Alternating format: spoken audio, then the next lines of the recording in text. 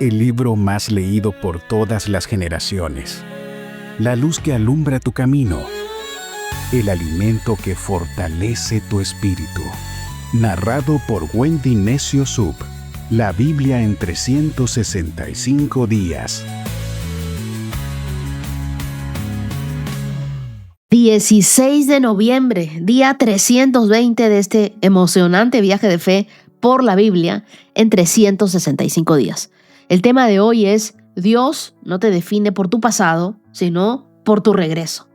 Bienvenidos, mis queridos íntimos amigos de Dios.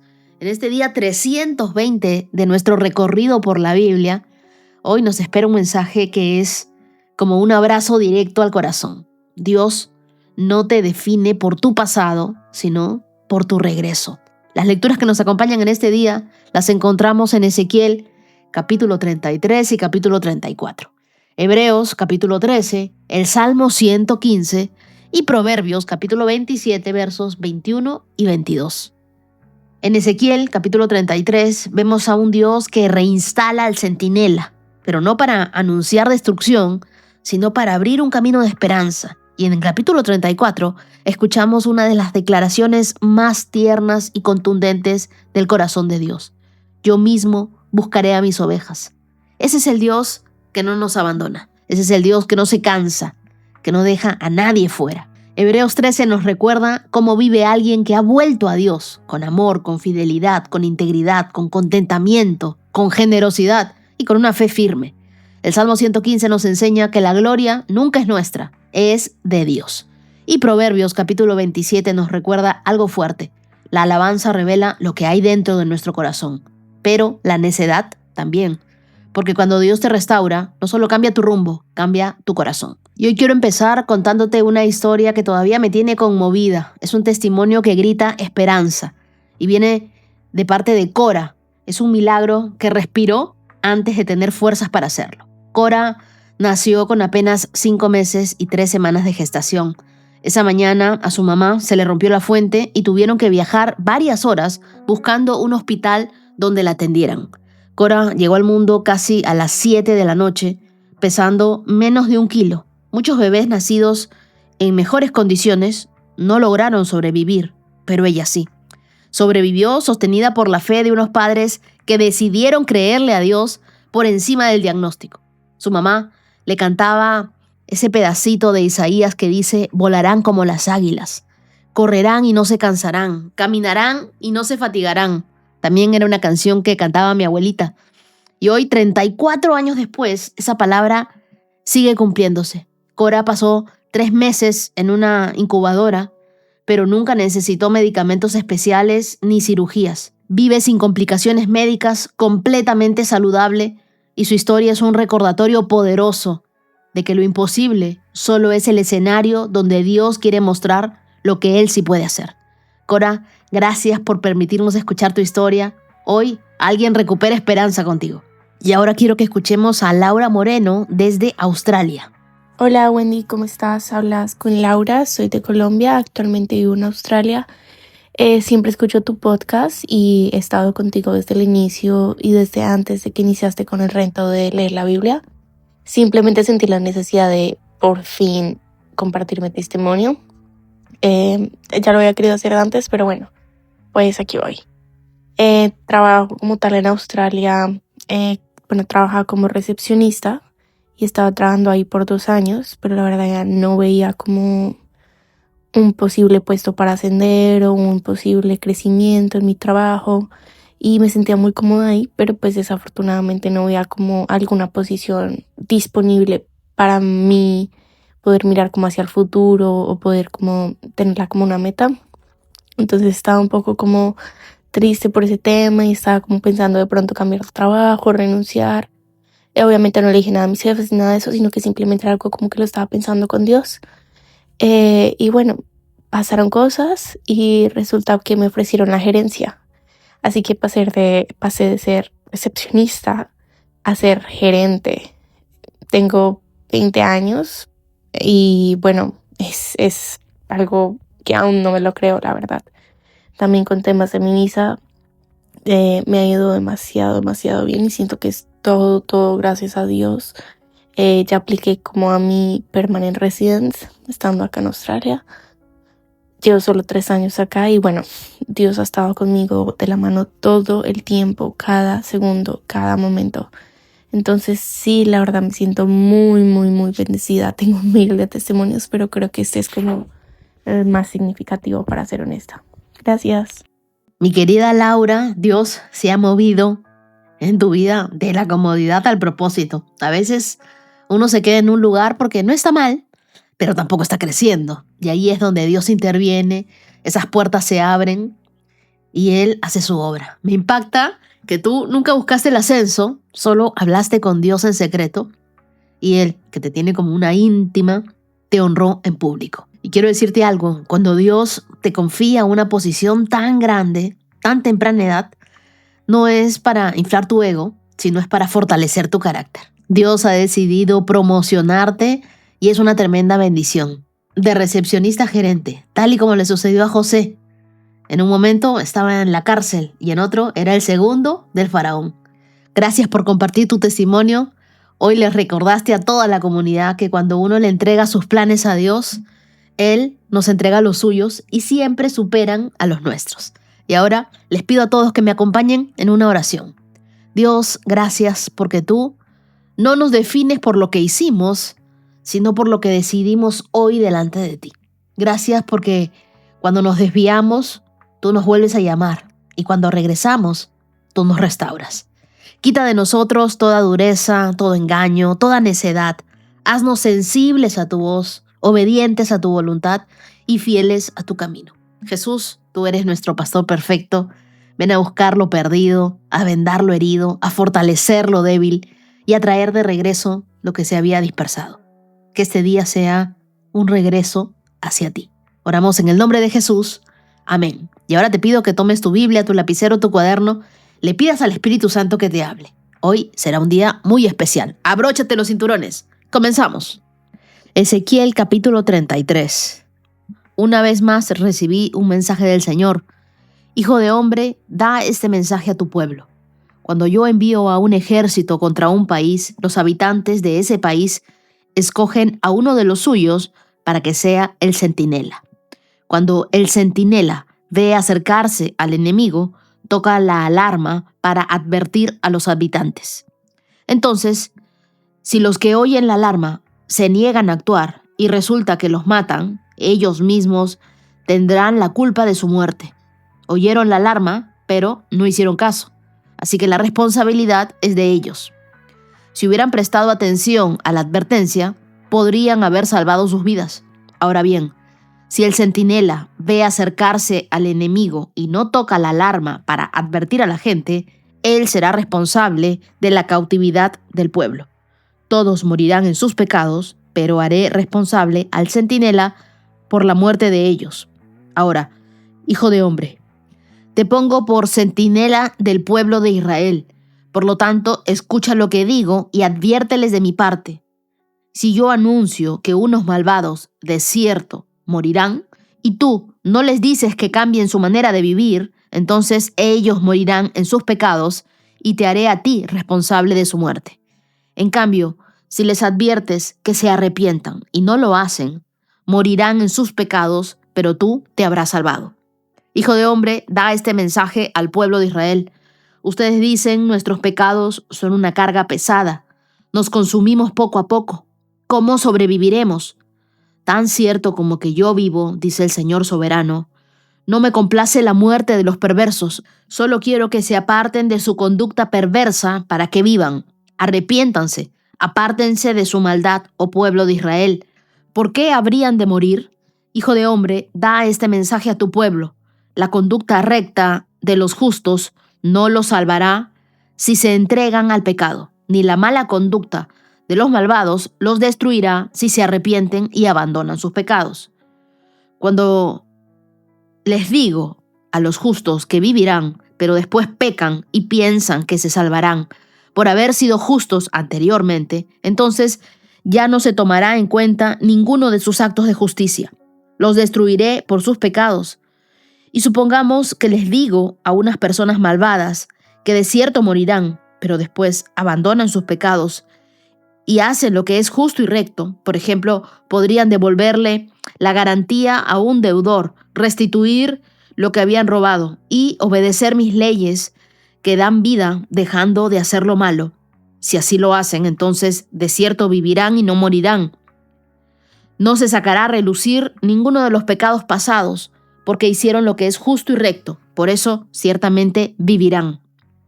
Tu pueblo dice, el Señor no hace lo correcto, pero son ellos quienes no hacen lo correcto. Pues, reitero, si los justos abandonan su conducta recta y pecan, morirán. Sin embargo, si los malvados se apartan de su maldad y hacen lo que es justo y recto, vivirán. Oh pueblo de Israel, ustedes dicen, el Señor no hace lo correcto, pero ya juzgó a cada uno de ustedes según sus acciones.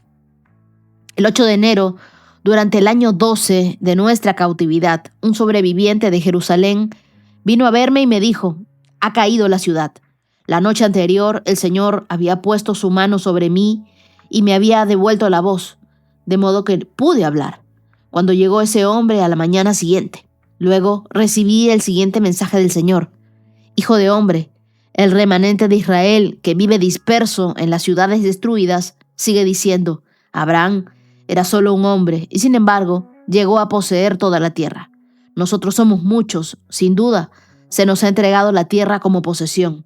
Por lo tanto, diles a esas personas, esto dice el Señor soberano, ustedes comen carne con sangre, rinden culto a ídolos y asesinan a los inocentes. ¿De veras piensan que la tierra debería ser suya?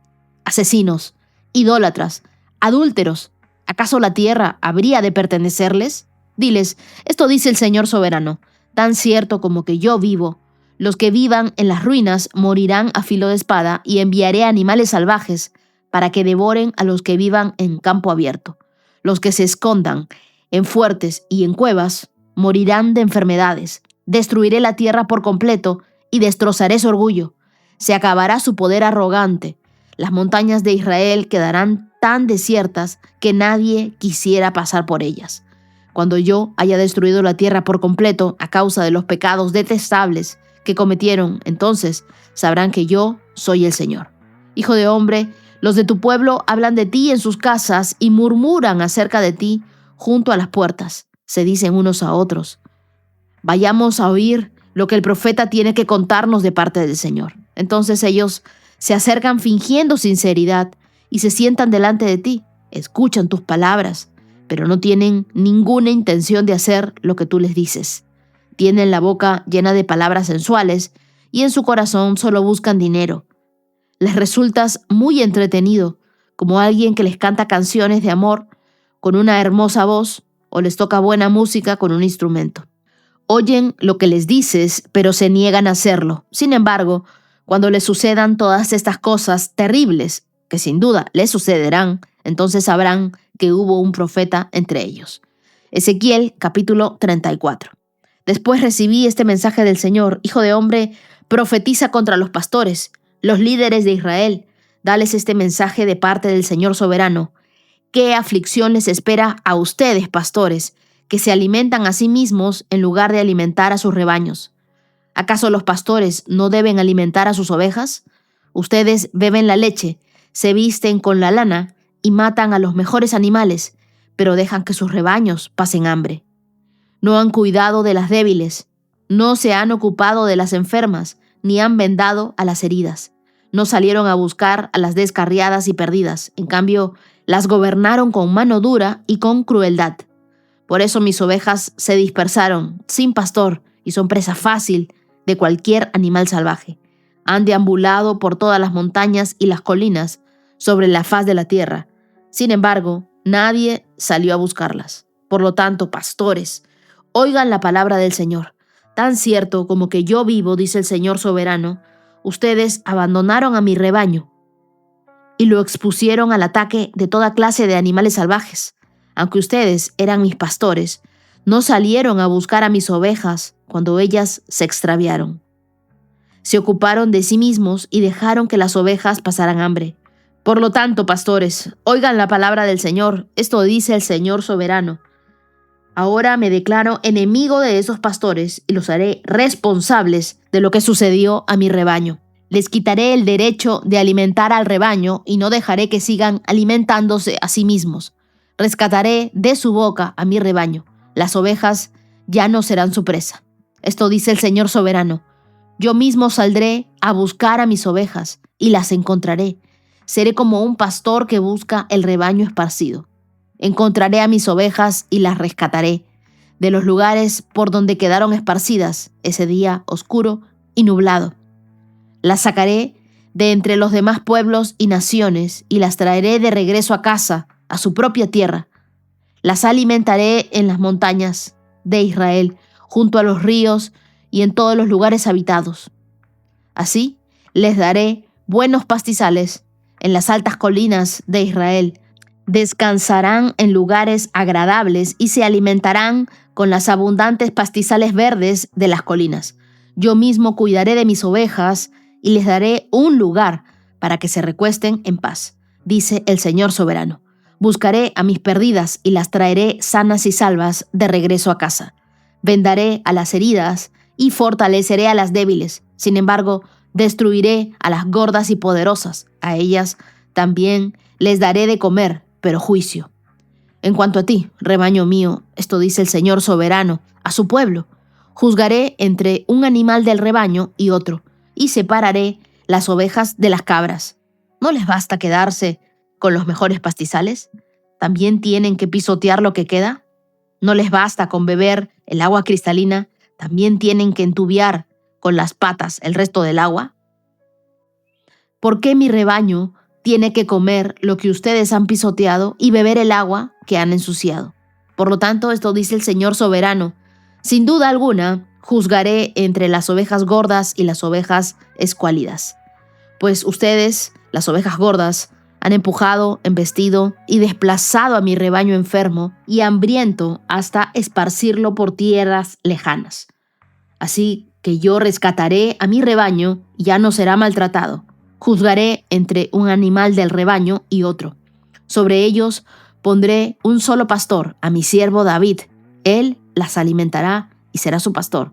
Yo, el Señor, seré su Dios, y mi siervo David será un príncipe en medio de mi pueblo. Yo, el Señor, he hablado. Haré un pacto de paz con mi pueblo y alejaré de la tierra a los animales peligrosos. Entonces los israelitas podrán acampar seguros en los lugares más silvestres y dormir sin temor en el bosque. Bendeciré a mi pueblo y a sus hogares alrededor de la colina sagrada. En la temporada oportuna les enviaré las lluvias que necesiten. Habrán lluvias de bendición. Los huertos y los campos de mi pueblo darán cosechas abundantes y todos vivirán seguros. Una vez que yo rompa las cadenas de la esclavitud y los rescate de quienes los esclavizaron, entonces ellos sabrán que yo soy el Señor. Ya no serán presa de otras naciones, ni animales salvajes los devorarán. Vivirán seguros y nadie los atemorizará. Haré que su tierra sea famosa por sus cosechas. Para mi pueblo nunca más pase hambre ni sufra los insultos de naciones extranjeras. De ese modo sabrán que yo, el Señor su Dios, estoy con ellos y sabrán que ellos, los israelitas, son mi pueblo, dice el Señor soberano. Ustedes son mi rebaño, las ovejas de mi prado. Ustedes son mi pueblo y yo soy su Dios. Yo, el Señor soberano, he hablado. Los capítulos 33 y 34 marcan un giro en el libro de Ezequiel. Hasta aquí, el profeta ha anunciado juicio, pero ahora, después de la caída de Jerusalén, Dios abre una nueva etapa, donde la advertencia no desaparece, pero es absorbida por un mensaje mayor, el mensaje de esperanza, de restauración, de regreso al corazón de Dios. Y aquí nace un nuevo Ezequiel. El centinela que antes anunciaba juicio, ahora anuncia vida y futuro. En el capítulo 33, Dios vuelve a nombrarlo centinela. Antes lo puso a advertir sobre juicio, pero ahora lo pone para preparar al pueblo para levantarse otra vez. Advertencia y promesa siempre van juntas. El juicio lo que hace es detener la rebeldía y la promesa es para despertar la esperanza. Este es un momento bisagra en la historia. Por primera vez en el libro, el pueblo ya no se excusa más, tampoco se endurece, y en el capítulo 33, versos del 10 al 12, finalmente el pueblo reconoce su pecado. Y ahora dicen, verso 10, nuestros pecados son una carga pesada, nos consumimos poco a poco. ¿Cómo sobreviviremos? Y Dios les responde en el verso 11, donde les dice, solo quiero que se aparten de su conducta perversa para que vivan. Arrepiéntanse, apártense de su maldad, oh pueblo de Israel. ¿Te das cuenta de que Dios no te llama por tu pecado, ni te define por tu pasado, sino por tu regreso? Cuando Él ve arrepentimiento en un corazón, Él decide dar una nueva oportunidad. Él mira lo que tú puedes llegar a ser, no lo que fuiste. Lo que Dios toca no queda marcado por la culpa, sino por la posibilidad. Él puede hacer mucho más de lo que nosotros pensamos, pedimos o imaginamos. En el verso 13 de Ezequiel capítulo 33 nos dice, cuando les digo a los justos que vivirán, pero después pecan y piensan que se salvarán por haber sido justos anteriormente, entonces no se tomará en cuenta ninguno de sus actos de justicia. Los destruiré por sus pecados. ¿Qué nos está diciendo este verso? Que las buenas obras del pasado no cubren la desobediencia presente. No sirve acumular buenas acciones si hay una área de pecado que no queremos rendirle cuentas a Dios por ella. En otras palabras, Dios no pide un poco de tu obediencia. Él pide un corazón completamente obediente. El verso 15 dice, por ejemplo, podrían devolverle la garantía a un deudor, restituir lo que habían robado y obedecer mis leyes que dan vida dejando de hacer lo malo. Si lo hacen, entonces de cierto vivirán y no morirán. Aquí la Biblia nos está diciendo que el arrepentimiento verdadero siempre incluye restitución. Ezequiel describe acciones prácticas: devolver lo robado, reparar el daño, restaurar la justicia. Ojo que eso no te salva, la gracia te salva. Pero demostrar la gracia produce una obediencia visible. ¿Te has dado cuenta de que cuando en verdad cambias por dentro, se nota por fuera? En los versos 21 y 22, antes Dios tenía limitado a Ezequiel y solo podía hablar lo que Dios le mandaba. Ahora las profecías se cumplieron, los falsos profetas quedaron expuestos y Ezequiel es liberado para anunciar un futuro nuevo. Cuando Dios cumple lo que dijo, Él suelta tu boca para anunciar lo que viene. ¿Y qué pasó con el pueblo? Versos del 30 al 32. Es un pasaje triste porque la Biblia nos dice que el pueblo escuchaba las palabras que Dios daba a través del profeta, pero no obedecían. La gente que escuchaba a Ezequiel lo escuchaba como quien escucha música bonita, se emocionaban, pero no obedecían. ¿Y sabes qué? De nada sirve que tú escuches la palabra de Dios si no la vas a obedecer, si no la vas a aplicar a tu vida. Un mensaje que no cambia nuestras vidas, que no nos confronta, solo nos entretiene. Y el capítulo 34 también es un capítulo muy fuerte. Dios, con voz quebrada, acusa a los líderes de Israel y les dice, no alimentaron el rebaño, no buscaron a las perdidas, no vendaron a las heridas, no cuidaron a las débiles, no protegieron a los fuertes. Los líderes se habían convertido en lobos con túnica de pastores. Y Dios en los versos del 1 al 10 confronta a estos pastores egoístas, líderes que estaban tan ocupados en sí mismos, que dejaron morir al rebaño que debían servir. En pocas palabras, donde un líder no pastorea, Dios interviene. Donde hay abuso, Dios pone límites. Donde hay negligencia, Dios toma el control. Donde hay injusticia, Dios se convierte en tu defensor. En los versos del 11 al 16, el tono cambia y Dios promete hacer lo que ellos no hicieron, ser nuestro pastor. Y dice, buscaré a las perdidas, vendaré a las heridas, fortaleceré a los débiles, cuidaré de las fuertes. Es una profecía directa sobre Jesús. Jesús es el pastor que cumple lo que los pastores humanos fallaron. El corazón de Jesús late en este pasaje. El corazón de Jesús es el que va detrás de ti cuando tú te alejas. Es el que te busca, el que te recoge, el que te limpia, el que te guarda. Y quiero decirte esto, Jesús no solo rescata ovejas, Jesús las conoce por nombre.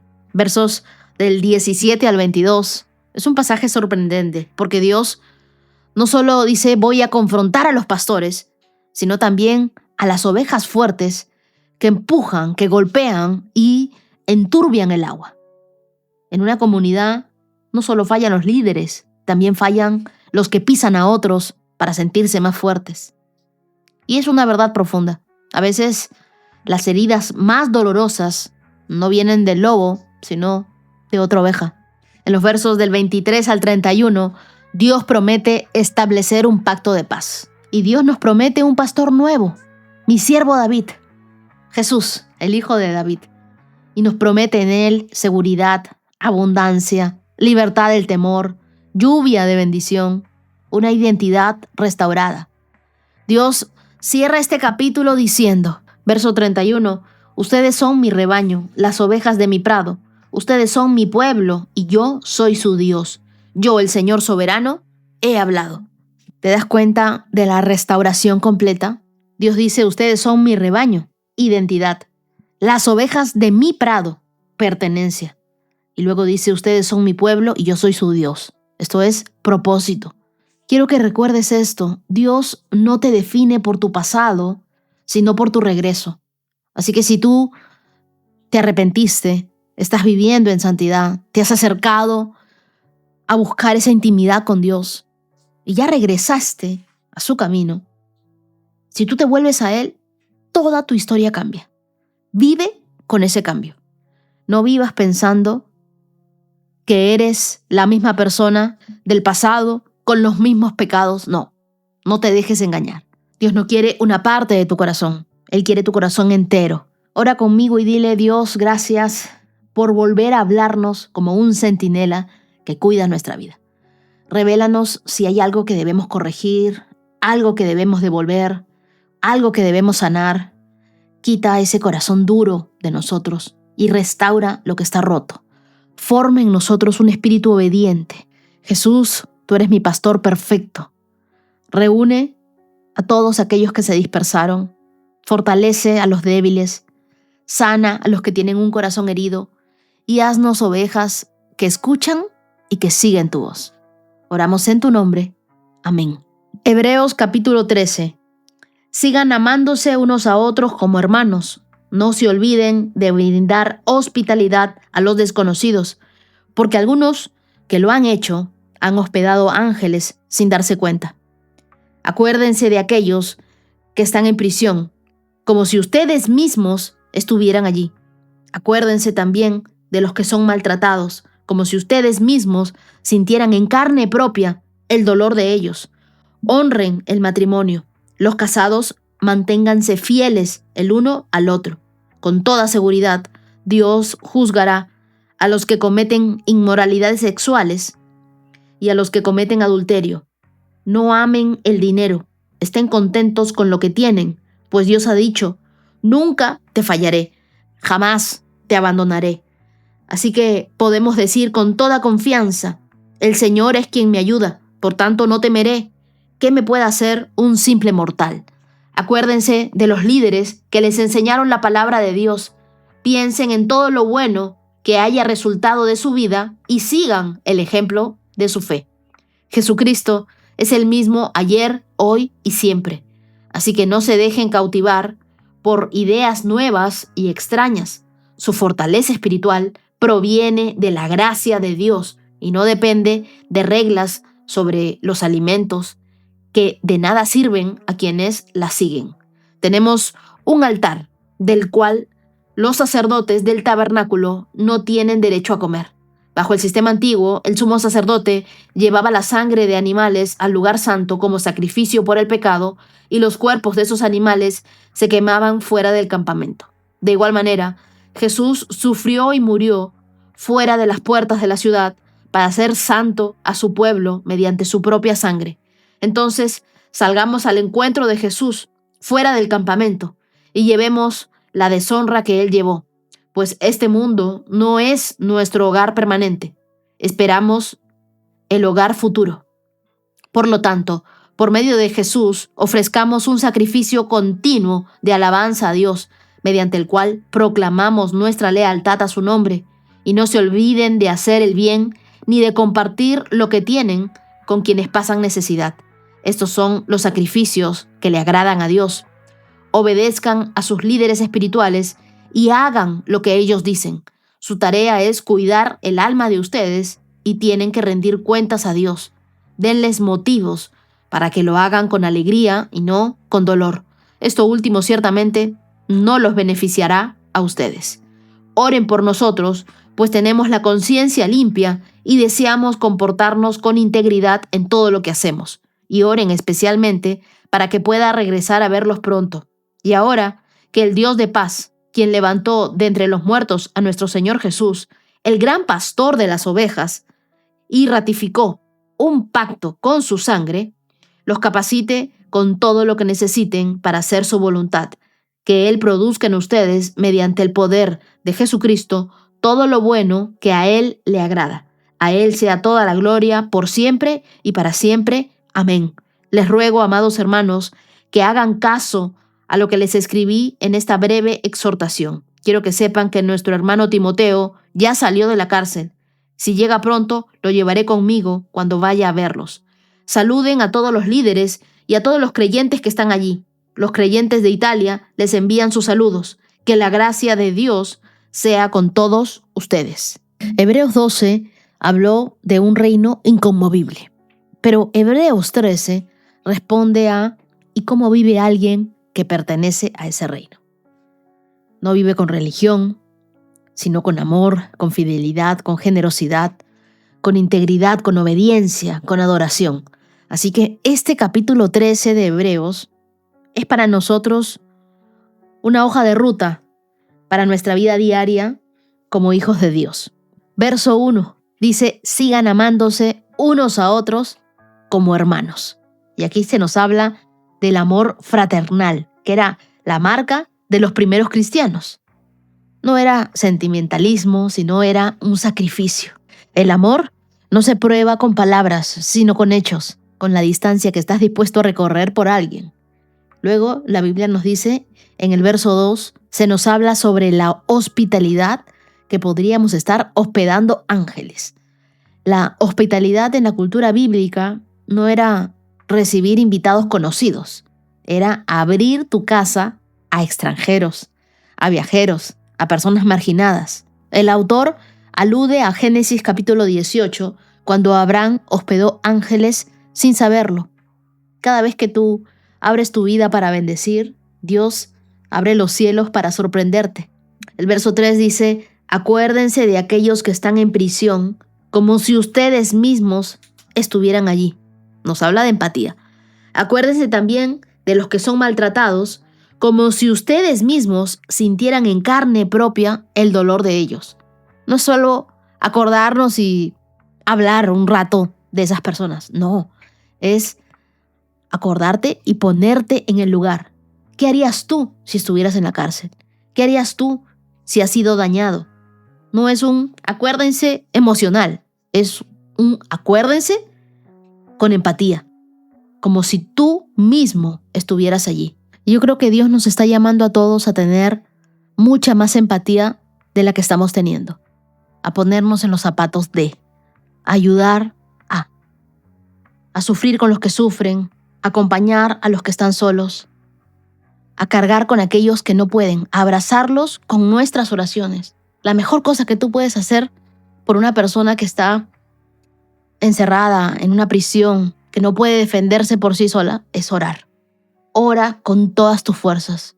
Y hoy quiero dirigirme a todas las personas que están privadas de su libertad y que escuchan este podcast de una u otra manera, para decirles, hoy oramos por ustedes, para que Dios haga justicia, para que esos barrotes que hoy los detienen, pronto ya no los vean más, para que Dios sea su defensor, su abogado, y ustedes pronto puedan salir de esa prisión. El verso 4 dice: honren el matrimonio y los casados, manténganse fieles el uno al otro. Con toda seguridad, Dios juzgará a los que cometen inmoralidades sexuales y a los que cometen adulterio. Honrar el matrimonio, esto es algo directo. Te habla de fidelidad, de pureza, de honra, de pacto. El matrimonio refleja el pacto de Cristo con la iglesia. Cuando tú honras tu pacto, honras al Dios que creó el pacto. Yo creo que este verso 4 nos lleva a preguntarnos, a los casados, ¿están honrando el matrimonio? ¿Están permitiendo que sea un matrimonio donde esté centrado en Jesús? ¿O han introducido a otras personas que no son parte de esa unión? Porque acuérdate que en un matrimonio es esposo, esposa y Dios. Esa es la unión perfecta. Ese es el cordón de 3 dobleces que no se debe romper nunca. Y también debemos mantenernos fieles el uno al otro. Si existiera un termómetro de fidelidad, ¿qué marcaría el tuyo? Versos 5 y 6. No amen el dinero, estén contentos con lo que tienen, pues Dios ha dicho: nunca te fallaré, jamás te abandonaré. El problema no es tener dinero, es amarlo, es depender de Él, es confiar en Él más que en Dios. Y el autor de Hebreos dice lo que Dios dice: yo nunca te fallaré, jamás te abandonaré. Responde al amor al dinero, pero lo hace con una promesa eterna. La raíz de nuestra alegría, de nuestro contentamiento, está en esta convicción: Dios está conmigo, Dios es suficiente. No tengo por qué sobrepreocuparme por el dinero, porque es Dios quien me ayuda. El siguiente verso dice: así que podemos decir con toda confianza: el Señor es quien me ayuda, por tanto no temeré. ¿Qué me puede hacer un simple mortal? Así que ten en tu mente esto: si el Señor es quien te ayuda, no tienes por qué temer. Verso 7 dice: recuerden a sus líderes espirituales e imiten su fe. La Biblia no nos dice que idolatremos a nuestros líderes espirituales. Una cosa es honrar, otra cosa es agradecer, otra cosa es observar sus frutos y aprender de su caminar. Dios utiliza líderes para formarnos, no para reemplazarlo a Él. Y con este verso 7 yo quiero pedirles que me tengan en sus oraciones, porque dice: acuérdense de los líderes que les enseñaron la palabra de Dios. El verso 8 dice: Jesucristo es el mismo ayer, hoy y siempre. Y este versículo aparece en un contexto importante para recordarnos que la doctrina no cambia, porque Cristo no cambia. Que no nos dejemos arrastrar por ideas nuevas o extrañas, nos dice el verso 9, porque cuando nosotros tenemos un Cristo eterno y firme, no hay lugar a confusión. Tu vida cambia, tus temporadas cambian, pero Cristo no cambia. Él es el mismo ayer, hoy y siempre. Me gustó mucho el verso 9 que dice que nuestra fortaleza proviene de la gracia y no de las reglas. Aquí el autor confronta prácticas legalistas que las tenían del judaísmo, porque ellos se fijaban mucho en los alimentos, en las ceremonias, en esas tradiciones. Y lo que Dios declara aquí es que el corazón no se fortalece con normas, sino con gracia. En los versos del 10 al 14 se nos habla de que tenemos un altar que el sistema antiguo no podía tocar. El autor recuerda que los sacrificios del Antiguo Testamento se quemaban fuera del campamento. Jesús murió fuera de la ciudad. ¿Qué significa esto? Que Jesús tomó nuestro lugar de rechazo para darnos acceso. Y nos recuerda que este mundo no es tu hogar. Tu hogar es el futuro. El verso 15 nos habla del sacrificio continuo de alabanza. La alabanza en Hebreos no es música. Es una renuncia constante al orgullo. Es reconocer que todo lo que tenemos viene de Dios y que todo vuelve a Dios. Que todo lo que somos depende de Él. La alabanza es el idioma del corazón que recuerda quién sostiene la historia. Verso 16 nos dice: y no se olviden de hacer el bien ni de compartir lo que tienen con quienes pasan necesidad. Estos son los sacrificios que le agradan a Dios. Hacer el bien y compartir son sacrificios que le agradan a Dios. La generosidad es un acto espiritual. El dar, el compartir, el ayudar, el estar presente, son sacrificios vivos. Amigos, la adoración no termina en canciones, continúa con cada una de tus acciones. Verso 17 dice, obedezcan a sus líderes espirituales y hagan lo que ellos dicen. Su tarea es cuidar el alma de ustedes y tienen que rendir cuentas a Dios. Denles motivos para que la hagan con alegría y no con dolor. Esto último ciertamente no los beneficiaría a ustedes. Dios toma tan en serio el liderazgo espiritual que dice, ellos van a dar cuentas. Ellos cuidan sus almas y su trabajo debe ser con alegría y no con dolor. Amigos, un corazón dócil recibe más de Dios que un corazón resistente, que no se deja guiar, que no aprende sumisión ni obediencia. Versos del 20 al 21 es la bendición final, una oración que sana todo. Dice que el Dios de paz los capacite, que produzca en ustedes todo lo bueno mediante el poder de Jesucristo. Y es una oración que resume el capítulo. Amor, comunidad, honra, santidad, contentamiento, adoración, generosidad, obediencia. Todo lo bueno viene por medio de Jesús. Ora conmigo y dile, Dios de paz, llena nuestro corazón con amor genuino. Haznos fieles, íntegros, generosos, humildes, obedientes. Enséñanos a vivir fuera del campamento, mirando a Jesús, nuestro sacrificio, nuestro ejemplo. Capacítanos para hacer tu voluntad y produce en nosotros todo lo bueno que te agrada a ti. A ti sea la gloria, hoy y siempre, Dios. Oramos en el nombre de Jesús. Amén. Y hoy acabamos un nuevo libro, el libro de Hebreos. Ahora leamos el Salmo 115. No a nosotros, oh Señor, no a nosotros, sino a tu nombre le corresponde toda la gloria, por tu amor inagotable y tu fidelidad. ¿Por qué dejar que las naciones digan, ¿dónde está el Dios de Israel? Nuestro Dios está en los cielos y hace lo que le place. Los ídolos de ellos no son más que objetos de plata y oro. Manos humanas les dieron forma. Tienen boca, pero no pueden hablar. Tienen ojos, pero no pueden ver. Tienen oídos, pero no pueden oír. Y tienen nariz, pero no pueden oler. Tienen manos, pero no pueden sentir. Tienen pies, pero no pueden caminar. Y tienen garganta, pero no pueden emitir sonidos. Y los que hacen ídolos son iguales a ellos, como también todos los que confían en ellos. Oh Israel, confía en el Señor. Él es tu ayudador y tu escudo. Oh sacerdotes descendientes de Aarón, confíen en el Señor. Todos los que temen al Señor, confíen en el Señor. Él es su ayudador y su escudo. El Señor se acuerda de nosotros y nos bendecirá. Bendecirá al pueblo de Israel.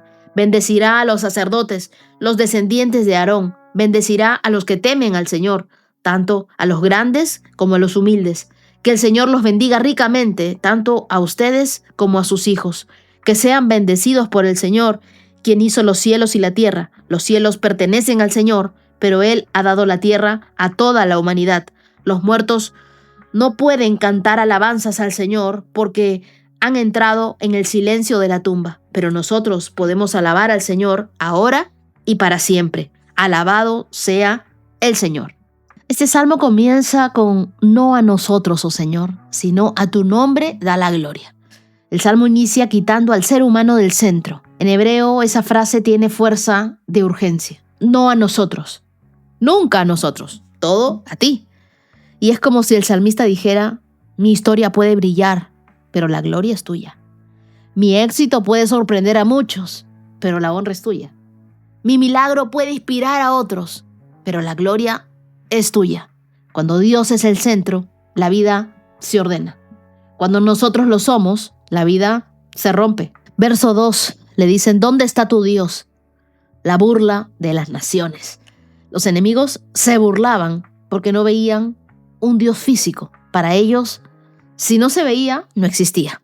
Pero Israel responde con una verdad contundente. Verso 3, nuestro Dios está en los cielos y hace lo que le place. En otras palabras, Dios no es visible, pero es invencible. No lo ves con los ojos, pero lo ves en sus obras. No lo puedes sostener porque es Él quien te sostiene a ti. En los versos del 4 al 8 nos hablan sobre los ídolos, que tienen forma, pero no vida. Y el salmista describe a estos ídolos como boca sin voz, ojos sin vista, oídos sin oído, nariz sin olfato, manos sin poder y pies sin movimiento. Era una lista irónica, casi sarcástica. Y luego dice el verso 8, los que los hacen y los que confían en ellos son iguales. ¿Qué nos está diciendo la Biblia? Que tú te pareces a lo que adoras. Si tú adoras lo muerto, te vuelves insensible. Si adoras lo mudo, tu fe se queda sin voz. Si tú adoras lo inmóvil, tu vida deja de avanzar. Lo que ocupan tus manos no te forma. Lo que ocupa tu corazón, sí. Y hoy nuestros ídolos pueden ser el éxito, el dinero, la validación, la imagen, los logros, la aprobación. Todo lo que reemplaza a Dios termina restaurando absolutamente nada. Versos del 9 al 11. Confíen en el Señor, Él es su ayuda y su escudo. Y aquí aparece el corazón del Salmo, la confianza. 3 veces se repite el mismo mensaje. Israel confía, sacerdotes confíen, los que temen a Dios confíen. Versos del 12 al 15, y he resaltado este verso 12 en mi Biblia que dice, el Señor se acuerda de nosotros y nos bendecirá. Y con esto quiere decirte, no significa que Dios nos olvidó, sino que Dios actúa conforme a su pacto. Él se acuerda cuando te falta fuerza. Él se acuerda cuando te falta esperanza. Él se acuerda cuando te falta dirección. Se acuerda incluso cuando tú no te acuerdas de Él. Cuando tú crees que Dios está en silencio, Él está preparando tu bendición. Versos 17 y 18, los muertos no pueden alabar al Señor. Nosotros alabaremos por siempre. El salmista cierra con un llamado a la adoración, hacerlo de forma consciente, real. La idea es que mientras tengamos vida, tenemos voz. Mientras tengamos aliento, tenemos una misión. Y mientras estemos aquí, alabamos a Dios. Pregúntate, ¿a quién está glorificando mi vida? Si no es a Dios, es a un ídolo, aunque no tenga forma. Deja que Dios defina tu valor, no los que se burlan. Cuando la gente nos pregunte, ¿y dónde está tu Dios? Eso no debe determinar nuestra fe. Confía aunque no veas. Dios está en los cielos, pero su mano, su obra, está en nosotros, en nuestra historia. Él está escribiendo nuevos capítulos. Y recuerda, Dios se acuerda de ti. Él no te olvida, Él no te suelta, Él no te pasa por alto. Ora conmigo y dile, Señor, no a nosotros, sino a tu nombre sea la gloria. Quita de nuestro corazón todo ídolo que compita contigo. Enséñanos a confiar en ti como esa ayuda, como ese escudo, como ese pastor. Que nuestra vida refleje memoria, fidelidad, tu presencia. Y mientras tengamos aliento, queremos alabarte, obedecerte y darte el lugar que solo tú mereces. Oramos en el nombre de Jesús. Amén. Proverbios 27, verso 21. El fuego prueba la pureza del oro y de la plata, pero la persona es probada por las alabanzas que recibe. Es imposible separar al necio de su necedad, aunque lo muelas como al grano en un mortero. Estos dos proverbios van unidos en el mismo hilo. ¿Cómo reacciona una persona cuando es probada? El primero habla de cómo la alabanza prueba el carácter. Y el segundo habla de cómo la necedad prueba el corazón. El verso 21, el fuego prueba la pureza del oro y de la plata. En la antigüedad, el fuego se usaba para poner a prueba los metales. Lo intenso del calor hacía que las impurezas salieran a la superficie. Salomón toma esa imagen y la aplica. Así como el fuego prueba el metal, la alabanza prueba a la persona. Es impresionante. No dice que la pobreza prueba el carácter, ni que la crisis prueba el carácter. Dice que la alabanza lo hace. ¿Por qué? Porque las palabras que otros dicen sobre ti revelan lo que tú piensas de ti mismo. La alabanza es peligrosa porque puede inflar el ego, despertar orgullo y crear autosuficiencia. Cuando las personas te aplauden, tu corazón revela si sigues siendo un siervo o si quieres convertirte en una estrella. La alabanza muestra si tu identidad está en Dios o en el reconocimiento. Si tu propósito es servir o ser admirado. Si tu humildad es genuina o solamente es estratégica. El fuego no crea impurezas, solo las revela, las saca a la luz. La alabanza tampoco crea orgullo, solo lo muestra. Por eso Dios permite elogios, permite avances, logros, puertas abiertas. No para levantar tu ego, sino para revelar tu corazón. El verso 22 dice que es imposible separar al necio de su necedad. Aquí Salomón cambia de metáfora. Un mortero era una herramienta para moler granos duros, hasta hacerlos polvo. Y aún así dice, tú puedes moler al necio, pero su necedad seguirá intacta. La necedad no se rompe con presión externa, solo con transformación interna.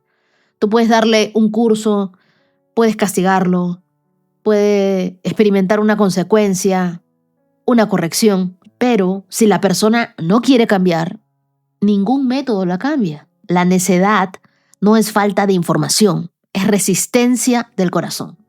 La necedad es terca, no escucha, no aprende, no recibe consejo, no admite errores, no reconoce límites, no cambia de dirección. Por eso Proverbios dice que el necio puede ser molido, presionado, quebrado, y aún así seguirá en lo mismo, porque el problema no está afuera, está dentro. El primer proverbio nos enseña que uno puede agradecer los elogios, pero no podemos vivir para ellos. La alabanza es un examen, no una identidad. La identidad es Dios, no lo que la gente te pueda decir. No te conviertas en esclavo de los aplausos, porque alguien dijo por ahí que si tú vives por la aprobación de la gente, morirás por su crítica. Y si conoces a alguien cercano, que es una persona necia, quiero que recuerdes que la transformación no va a venir por presión, sino una vez que se rinda delante de Dios. Ora por sabiduría para ser enseñable. Ora conmigo y dile: Dios, prueba nuestro corazón con la alabanza para purificar nuestras motivaciones. Que los elogios no nos desvíen, sino que nos acerquen más a ti. Quita de nosotros toda necedad y forma un espíritu enseñable, humilde y también obediente. Líbranos de vivir para los aplausos y enséñanos a vivir para tu gloria. Oramos en el nombre de Jesús. Amén. Día 320. Check. Y hoy quiero agradecer a los corazones generosos de esta hermosa comunidad. Muchas gracias, Verónica Quiroz. Gracias, Beatriz Cruz Pérez. Que Dios te bendiga, Marta Lucía Valencia. Muchas gracias, Joana Ayala. Que Dios las bendiga grandemente. Quiero dedicarles 2 de Samuel, capítulo 22, versos del 2 al 3, que dice: El Señor es mi roca, mi fortaleza y mi salvador. Mi Dios es mi roca en quien encuentro protección. Que la protección de Dios, el favor de Él, esté siempre con sus vidas y estarán en mis oraciones. Y también quiero saludar a los que hoy, 16 de noviembre, están cumpliendo años. Feliz cumpleaños para Marco Antonio García Góngora. Hoy celebro tu vida, agradezco a Dios cada día que te permite crecer en sabiduría, en gracia, que el Señor esté siempre contigo como tu mejor amigo. Te regalo el Salmo 37, verso 23. Hoy también quiero enviar un saludo muy especial para Ángel Quijada hasta Illinois, Estados Unidos. Ángel, tu hermana me escribió con ese amor tan grande que te tiene, incluso a través de la distancia, y me contó que no solo eres su hermano, sino también su mejor amigo. Y aunque este es el primer cumpleaños que van a pasar separados, siguen unidos por ese lazo de Dios. Oro para que este nuevo año te encuentre más firme en la fe, más lleno de propósito. Te regalo 2 de Tesalonicenses, capítulo 3, verso 3.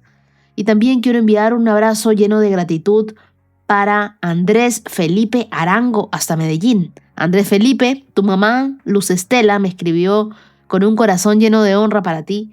Ella agradece que Dios te rescató, te transformó y que hoy puedes celebrar como un hombre nuevo, amoroso, firme y lleno de propósito. Te regalo el Salmo 112, verso 4. Feliz cumpleaños para mi querido Jorge Cifuentes. Oro para que Dios te dé nuevas fuerzas en medio de tu trabajo, para que te cuide en cada viaje y para que este tiempo de distancia se convierta en un tiempo de crecimiento y no de separación. Tu familia te ama, te espera y confía en que llegará el día en que puedas volver a estar juntos bajo el mismo techo. Te regalo Proverbios capítulo 3, verso 5.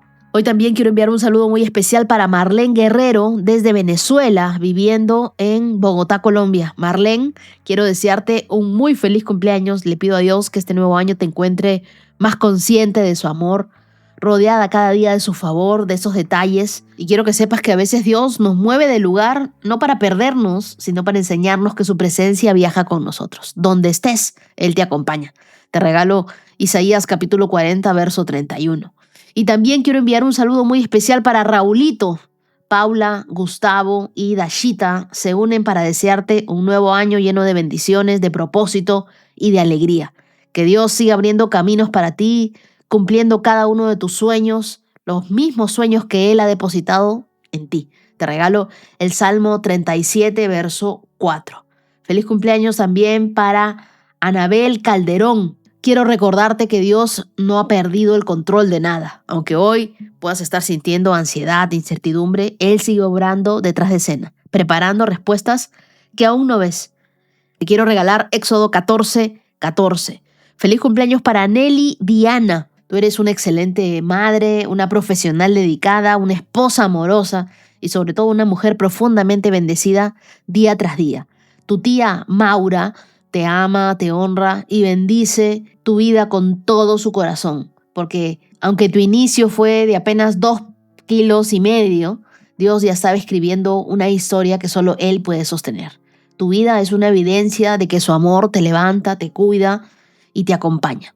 Te regalo Isaías capítulo 46, verso 4. Él ha sido fiel y lo seguirá siendo, mi querida Nelly Diana. Que este nuevo año venga lleno de fuerza, de gracia y de propósitos cumplidos. Muchas gracias, querida comunidad, por acompañarme hasta aquí. Nos vemos el día de mañana con más de la palabra de Dios. Que tengan un hermoso día. Shalom, shalom. 365 con Dios, con Wendy Necio Sub.